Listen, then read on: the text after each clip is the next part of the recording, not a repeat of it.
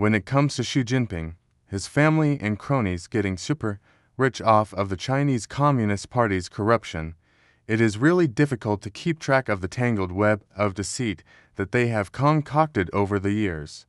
Last time we talked about the Jinping Panama Papers. The International Consortium of Investigative Journalists, or ICIJ, who were behind the Pandora Papers, had released more documents relating to Xi Jinping's sister, his brother-in-law, and other members of his extended family. Now these new releases pertain to a period between 2008 to 2013, when Xi Jinping was rising through the ranks in the Chinese Communist Party, eventually becoming president in 2013. In this video, we will look at the revelations from the Xi Jinping Panama Papers. But before we begin, don't forget to hit subscribe and like if you want more insightful videos on global politics. So first things first, what are the Panama Papers? The Panama Papers are a set of 12 million leaked documents from the Panamanian law firm Mossack Fonseca. These files include almost 300,000 names from around the world, including heads of state, celebrities, and business tycoons, all of which used Mossack Fonseca to set up offshore companies to launder money or avoid taxes. For those who don't know, setting up an offshore company basically means setting up a shell corporation in a country with low or zero tax rates so that you can channel your money there to avoid paying taxes in your home country. While it isn't illegal to have offshore accounts, it does open up the possibility of illicit activities. So, we won't be surprised to learn that many criminals and corrupt politicians use them. The first batch of the Panama Papers were published in 2016, and in 2021, the ICIJ released a new set of documents from Mossack Fonseca that pertains to Xi Jinping and his family. We made a video on that last year, but here is a quick recap.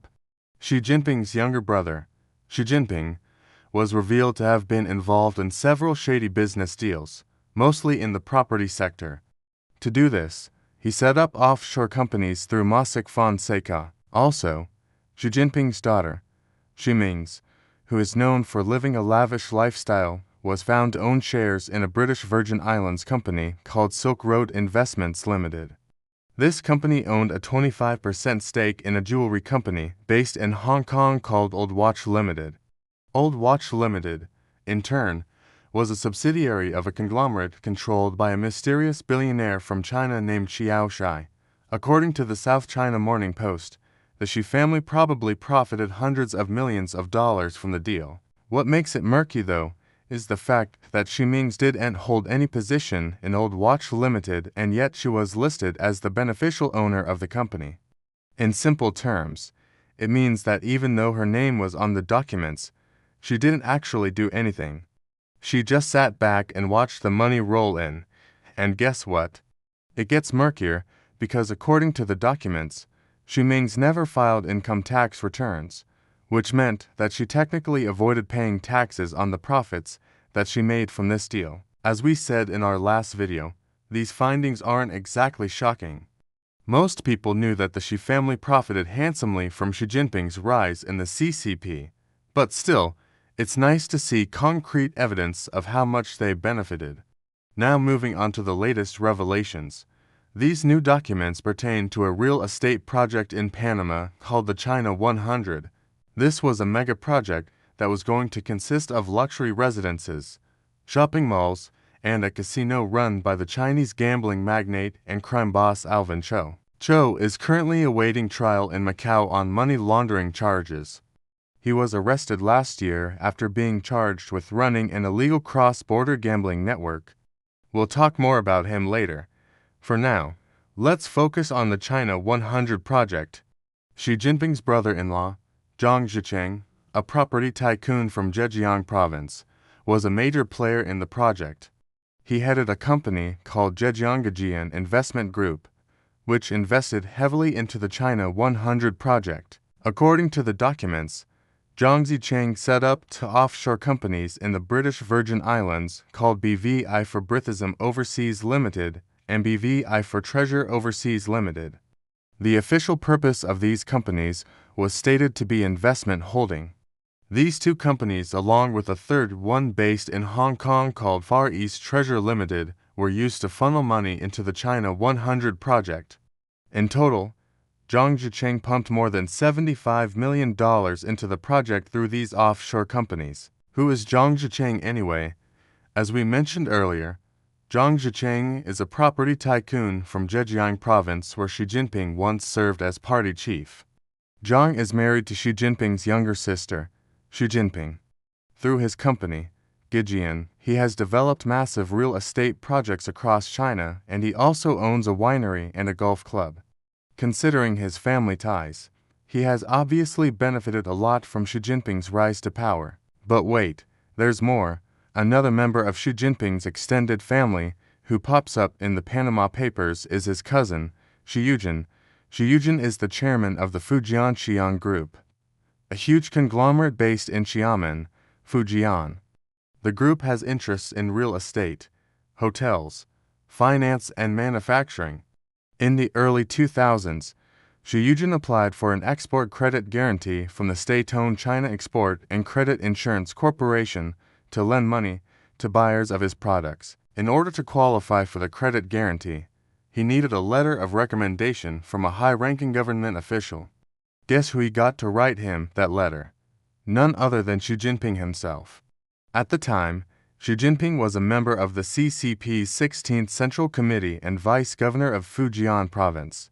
He wrote the letter on official letterhead and signed it with his red seal. According to Chinese sources, the Fujian Xi'an Group has close ties to the CCP leadership. Xi Yujin, the head of the conglomerate, is also the president of the Xi'an Jiao Tong University's council, which is attended by top CCP officials.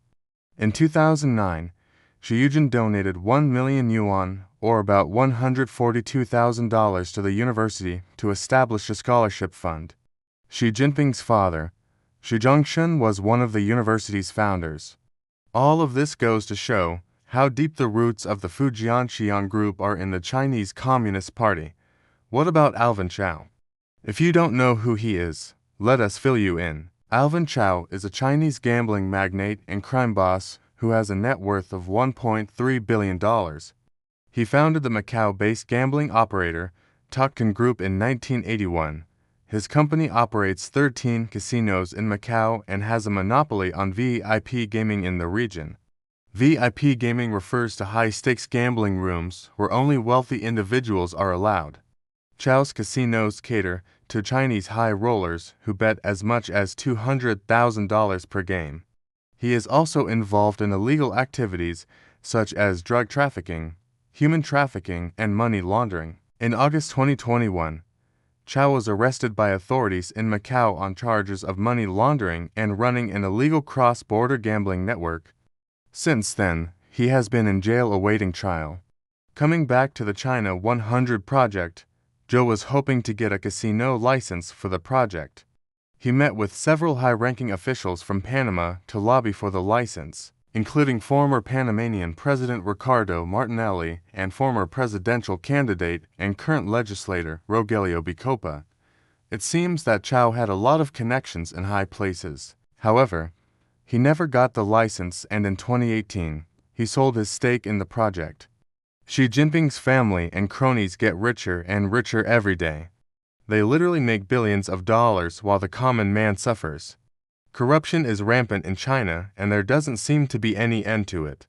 Even during the pandemic, Chinese officials and party members looted billions of dollars that were supposed to be used to build hospitals and buy vaccines. The Chinese Communist Party is the most corrupt political party in the world, and its leaders do and care about the damage they do. All they care about is making more money for themselves.